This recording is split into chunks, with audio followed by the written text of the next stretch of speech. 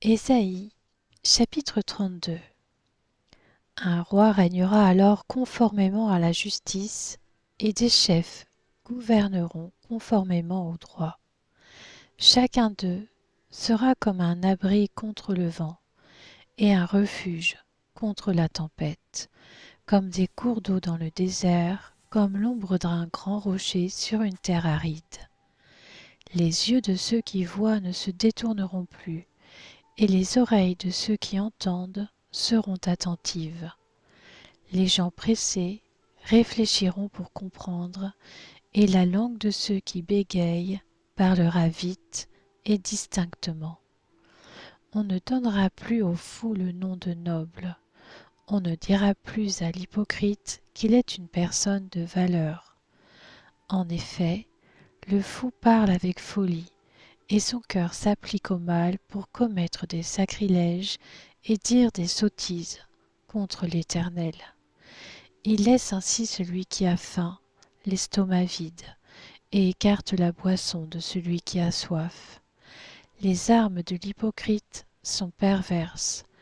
Il forme des projets coupables pour perdre les plus humbles par des paroles mensongères, même quand le pauvre est dans son droit. En revanche, celui qui est noble forme de nobles projets et persévère dans ses nobles intentions. Femmes insouciantes, levez-vous, écoutez-moi. Filles trop sûres de vous, prêtez l'oreille à ce que je dis. Dans 1 an et quelques jours, vous tremblerez, vous qui êtes trop sûres de vous, car la vendange sera terminée et la récolte n'arrivera pas. Soyez terrifiées, femmes insouciantes. Tremblez, femmes trop sûres de vous. Déshabillez-vous, dénudez-vous et mettez un sac autour de votre taille. On se lamente en se frappant la poitrine au souvenir de la beauté des champs et de la productivité des vignes. Sur la terre de mon peuple poussent des buissons épineux et des ronces. Ils envahissent même toutes les maisons pleines de bonheur, la ville joyeuse. Le palais est abandonné, le vacarme de la ville a disparu. La colline de l'Ophel et la tour serviront pour toujours de grotte, pour le bonheur des ânes sauvages qui y joueront et des troupeaux qui y brouteront, jusqu'à ce que l'Esprit soit déversé d'en haut sur nous. Alors le désert se transformera en verger, et le verger sera assimilé à une forêt.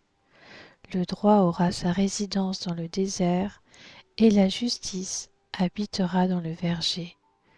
L'œuvre de la justice, ce sera la paix, et le produit de son activité, ce sera la tranquillité et la sécurité pour toujours.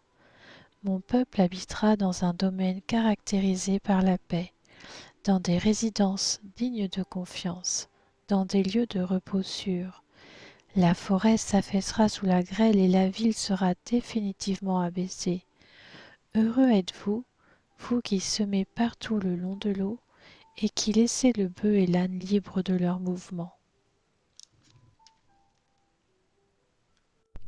Ésaïe, chapitre 33. Malheur à toi qui dévastes sans avoir été dévasté, qui trahis sans avoir été trahi. Quand tu auras fini de dévaster, tu seras à ton tour dévasté. Quand tu auras fini de piller, on te pillera. Éternel, fais preuve de grâce envers nous. Nous comptons sur toi. Sois notre force chaque matin et notre salut lorsque nous sommes dans la détresse. Quand ta voix retentit, les peuples fuient. Quand tu te lèves, les nations se dispersent. On rafle votre butin comme le feraient des sauterelles. On se précipite dessus comme des criquets. L'Éternel domine tout, car il a sa résidence en haut. Il remplit Sion de droit et de justice. Il assure la sécurité de ton existence. Il te fournit en abondance le salut, la sagesse et la connaissance. La crainte de l'Éternel, tel est le trésor de Sion.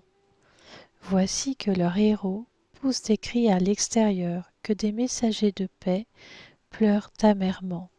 Les routes sont désertes, on ne passe plus sur le sentier. Il a rompu l'alliance, il méprise les villes, il n'a de respect pour personne. Le pays est dans le deuil, dans la tristesse.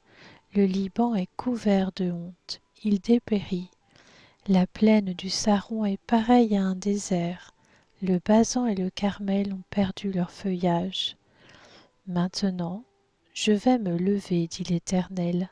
Maintenant, je vais montrer ma grandeur. Maintenant, je vais me dresser bien haut. Vous avez conçu du foin, vous donnerez naissance à de la paille. Votre souffle est un feu qui vous dévorera. Les peuples seront brûlés à la chaux, ils seront comme des ronces coupées, livrés aux flammes. Vous qui êtes loin, écoutez ce que j'ai fait. Vous qui êtes près, reconnaissez ma puissance. Les pécheurs sont effrayés dans Sion, un tremblement s'empare des hommes sacrilèges. Qui de nous pourra tenir un instant près d'un feu dévorant? Qui de nous pourra résister un seul instant près des flammes éternelles?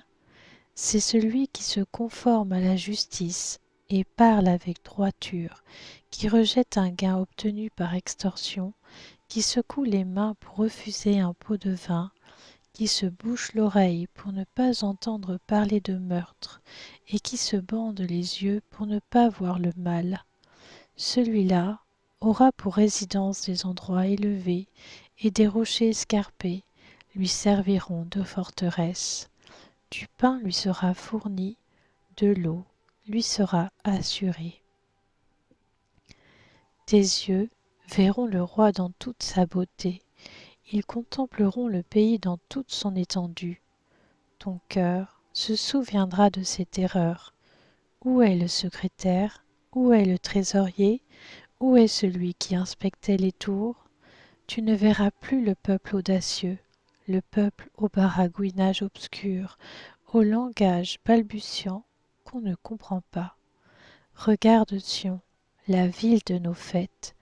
Tes yeux verront Jérusalem comme un domaine sûr, une tente qui ne sera plus transportée, dont les piquets ne seront plus jamais enlevés et dont les cordages ne seront pas détachés. Oui, c'est là que l'Éternel se montre magnifique pour nous. Il nous tient lieu de fleuves et de larges rivières où aucun bateau ne circule, où aucun grand navire ne passe. En effet, l'Éternel est notre juge, l'Éternel est notre législateur, l'Éternel est notre roi, c'est lui qui nous sauve. Tes cordages sont relâchés, ils ne maintiennent plus le mât et ne tendent plus les voiles. Alors on partage le produit d'un immense butin. Même les boiteux prennent part au pillage. Aucun de ceux qui résident là ne dit « Je suis malade ». Le peuple qui habite Jérusalem reçoit le pardon de sa faute.